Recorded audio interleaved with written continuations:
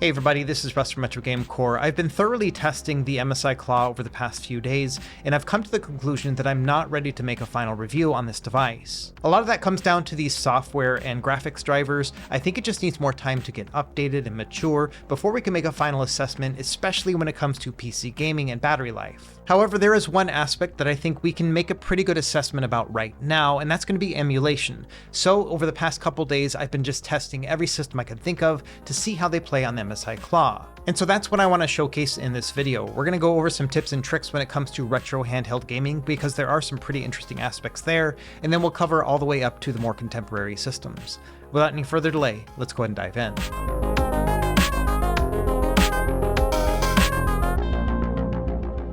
Okay, before we get started on the showcase part, I do want to touch a little bit more on why I'm not making a final review on the MSI Claw, at least not right now. And a lot of this comes down to the fact that I've already made one impressions video when I first got my hands on the device about a week and a half ago, and most of that covered things like the hardware, so how the buttons feel, how the screen looks, things like that.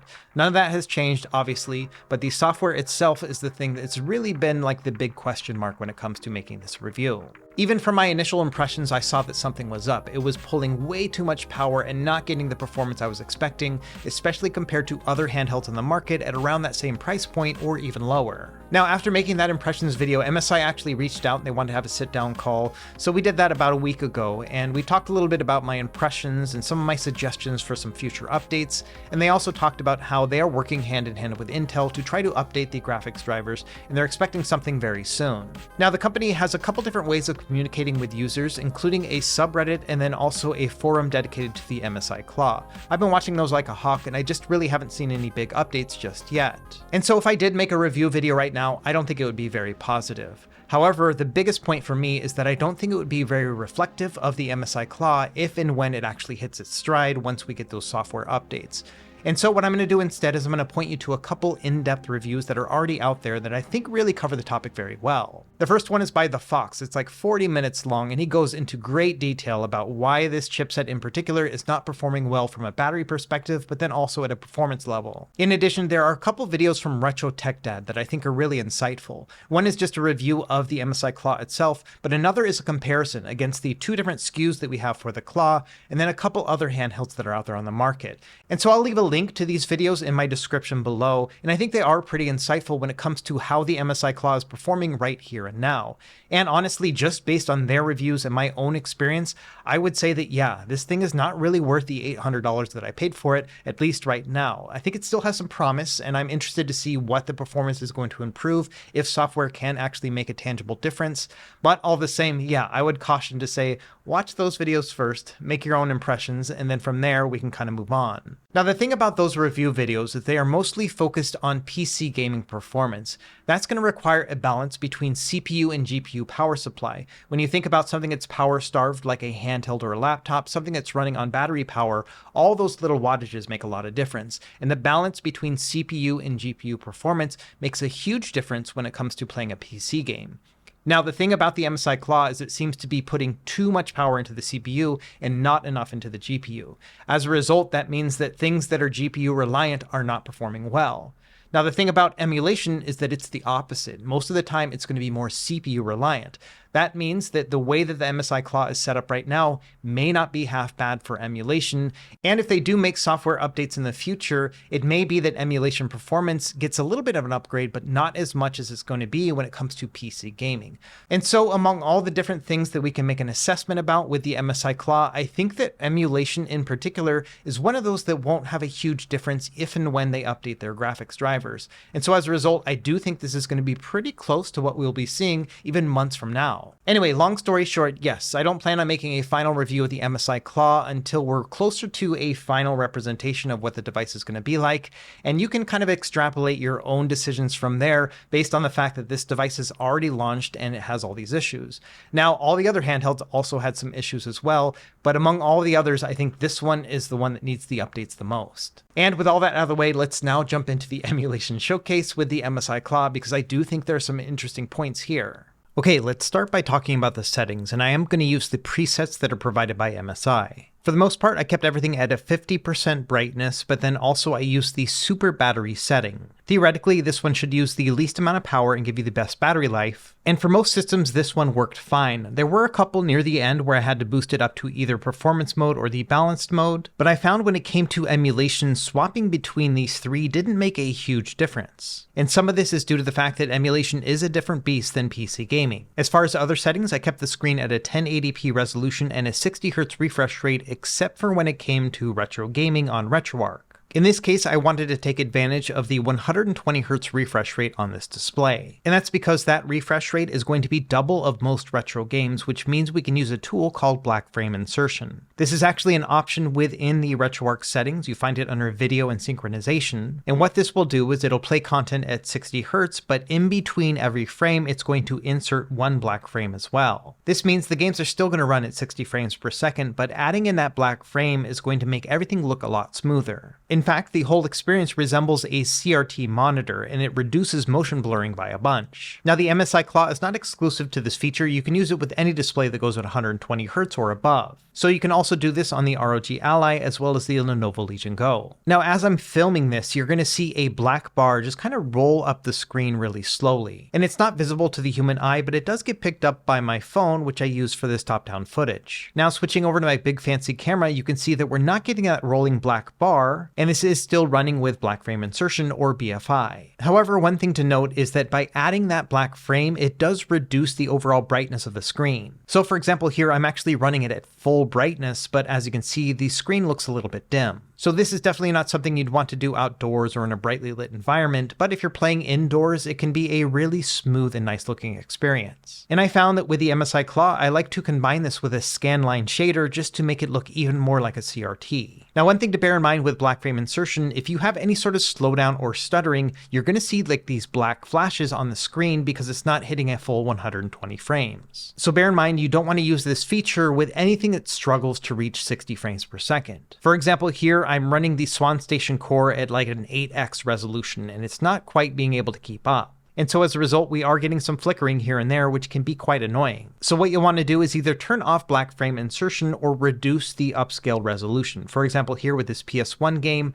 I reduced it down to a 5x resolution or 1080p. And honestly, because this is a 1080p display, you don't really want to push it past that anyway, but I did want to show that flickering as a result. So for the retro games that I'll be showing off for the next couple minutes, I'm going to have black frame insertion turned on. You can see it up in the labeling above where I say BFI. And I gotta say, these retro games just look amazing with BFI and then an appropriate shader. For the handheld systems like Game Boy and Game Boy Advance, I prefer to use an LCD shader, so I use the LCD3X1. And Game Boy Advance in particular looks really good on this display, mostly because it's a wider screen aspect ratio, so everything's going to kind of fill out really nicely. Now, when it comes to home console systems, I prefer to use a scanline shader. That way it replicates a CRT television. And it's really hard to convey just how good this looks on the screen. CRTs are just not something that can really show up well on a YouTube video. Either way, it's still a really impressive experience from a retro gaming perspective. Now, one of my minor complaints about the MSI Claw when I made my first impressions video was that the D-pad felt a little bit mushy. And I still stand by that. I wish it had a more clicky response to it compared to something like the ROG Ally. But I will say that in practice, I didn't really mind it that much at all when playing D-pad-centric games like Nintendo and Sega Genesis and Super Nintendo. Honestly, if you try one of the old gamepads from these systems, they're kind of mushy on their own as well. And so even though technically I would consider this to be not a great D-pad, when it comes to the functional perspective, I didn't really have any major complaints when testing out all these games. Now, I do think that there will be a divided consensus about this. Some people are not going to mind the D-pad like me, but other people are probably going to hate it. So I do want to just focus on the fact that the D-pad is not perfect, but at least from my own perspective, testing out hundreds of these things over the past few years, I do find it to be manageable. One other thing worth noting is that you'll see the charge rate, which is going to be in red in the MSI Afterburner settings that I have in the top left. And here you can see that the average wattage that's being pulled when playing retro games is somewhere around 9, maybe 10 watts. And with a 54 watt-hour battery, that means we should get anywhere between 5.5 and 6 hours of battery life when playing these games. Now, when you get to the harder to run systems, it does get pretty terrible, much like it does with PC games, but we'll get to that later in the video. As it stands right now, I'm pretty happy with this battery life. It's a lot better than I was expecting compared to something like PC gaming performance. But of course, course, you're not going to spend $800 on a handheld just to play retro games, so let's start moving it up a bit with the harder to play systems. We'll start with Nintendo 64. Now this system in particular rarely ran at 60 frames per second, and so as a result, I didn't really like using black frame insertion. And that's because of the wonky refresh rate with many of these games. Instead, I just preferred to just play them straight. So here I am playing these games at a 1080p upscaled resolution, and I would say the average that I got here was about 11 watts altogether. And that's going to give us about 5 hours of battery life, so not bad there either. It's a similar story when playing PlayStation 1. Again, this is upscaled to a 1080p resolution, and I also turned on some widescreen hacks. This one's a little bit more power demanding. I found the average to be somewhere around 13, maybe 14 watts altogether, which means that worst case scenario, you're going to get somewhere between like 3.5 and 4 hours of battery life. And I think one of the reasons why the power demand is a little bit higher on PS1 compared to Nintendo 64 is that with PS1 I was using black frame insertion, and as a result I did have to increase the brightness on the screen just to make it more manageable. So I do think there's a watt or two that's being used by the fact that I'm having to turn up the brightness in order to get something that's a little bit brighter. And then finally, the last system that I tried with RetroArch using black frame insertion was Sega Saturn. For this, I'm using the most accurate emulator, the Beetle Saturn Core. And the combination of black frame insertion and a scanline shader with Sega Saturn is just really a joy to play. It also had a little bit higher of a power demand, around 15 watts altogether, so again, you're looking at 3 to 4 hours of battery life. Next up, we have PSP using the standalone emulator. I'm running this at a 4x resolution or 1080p. And one thing I noticed with this particular emulator is I would get some pretty significant stutters or stops. At first, I thought it had to do with the CPU itself, but it turns out this was something with the SD card. Essentially, if I tried to load a game from an SD card with the PSP emulator, I would get these stops and stutters. However, if I moved it over to the internal storage, it all went away. Now, this is a pretty common thing. I've seen it before with this particular PSP emulator, but I did think it was noteworthy in case you were planning on playing PSP games from the SD card storage. You're probably going to want to put them internally instead. Okay, let's move up now to Gen 6. We're going to start with Nintendo GameCube. For this, I'm going to be running at a 3x resolution, which is a little bit higher than 1080p. And I found that all the games here worked just fine. I was using DirectX 11 as the backend, and the performance was excellent. I would get a little bit of shader compilation here and there, but overall, after a couple minutes of playing, every single game played at full speed. And for your standard GameCube game, I would expect a 14 or 15 watt power draw, but when you get into the high-end games, things like F-Zero GX or Star Wars Rogue Squadron 2, you can see an upwards of maybe an 18 watt power requirement. However, even at 18 watts, that's still going to give you about 3 hours of battery life, and I don't think that's too shabby. And it's an almost identical situation when it comes to Nintendo Wii emulation, which makes sense because this is using the exact same emulator. Either way, yes, 3x resolution and the power demand usually stayed under 18 watts. So much like with GameCube, I would expect to be able to play at least 3 hours on any of these games. Now let's go back to Generation 6 and the PS2 next. Again, I'm running this at a 3x resolution, which is going to be a little bit higher than 1080p. And here I found that I had excellent performance again, but the power demands were a little bit higher. For your standard games, I would expect maybe 16 to 17 watts, but once you get up there with some of those harder to run games like Burnout Revenge or God of War 2, I did see that the power demand went all the way up to like 23 watts altogether. That's going to give you about 2.5 hours of battery life on average, which is still going to be pretty close to something like GameCube, but not quite there. Either way, from a performance standpoint, absolutely no issues running PS2, other than the fact that the power demand was starting to get a little bit high. Finally, let's do one more Gen 6 system. We're going to do original Xbox. This is using the latest version of the ZEMU emulator, and I'm running everything at a 1x or native resolution. Even then, I found that the power demand was a lot higher, at least 25 watts, but sometimes up to like 32 watts to get this running. And even then, all the games that I tested ran very poorly. We're talking about half speed or even worse. So at least for my initial testing, it looks like the Xbox emulator does not play nicely with this Intel chip.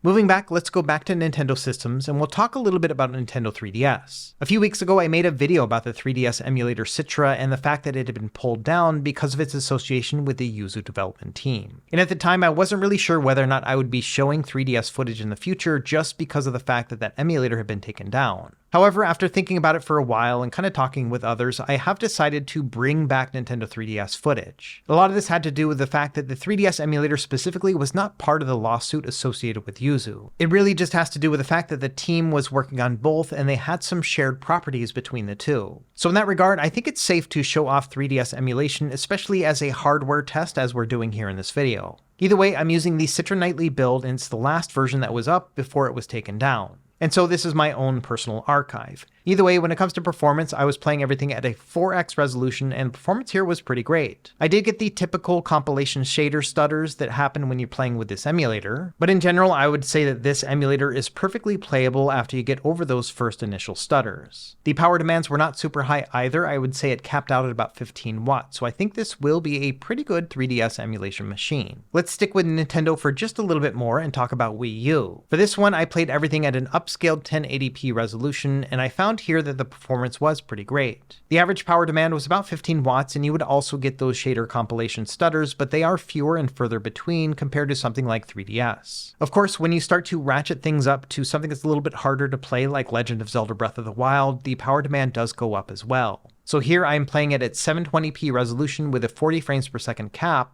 and it is having a total power draw of about 27 watts altogether. That means if you are going to be playing this game, I would expect about 2 hours of battery life. Okay, next I want to move back to Microsoft. We're going to talk about Xbox 360. Here I'm using the latest build of Xenia Canary, and it's running at a native resolution. And unfortunately, the performance here is kind of similar to what we saw with Xbox in the fact that the power demand is super high and the performance is super low. So here we're pulling a really high wattage, about 32 watts on average, but then also the performance just kind of tanks. I didn't find a single full Xbox 360 game that played well, including Crackdown and Gears of War. The games would either be extremely slow, or you would see a bunch of stutters and skips, for example here with Gears of War. Even when trying to emulate an XBLA game like Geometry Wars Evolved, even at this native resolution, it couldn't stay at a 60 frames per second, and it was still pulling like 25 watts, which is crazy. So this is definitely a compatibility issue when it comes to this chipset and this emulator in particular, and so this might be something that improves over time, but at least right now it's not looking great. Next, I want to talk about PlayStation 3. Now again, I'm going to be running everything in a native resolution, and I'm using the latest build of RPCS3. And from a performance standpoint, it wasn't terrible. Most of these games did play at full speed or something close to it. However, the power demand was still pretty high. For example, a lightweight game like Afterburner Climax required about 20 watts of total power. That's not the end of the world. You'll still get about 2.5 hours of battery life, but when you start playing a full game, even something that's kind of lightweight like Dead or Alive 5, it goes up a lot higher. I was seeing an average of about 33 watts with this game, which is going to give you less than 2 hours. And then I saw it spike all the way up to like 44 watts when it came to Prince of Persia.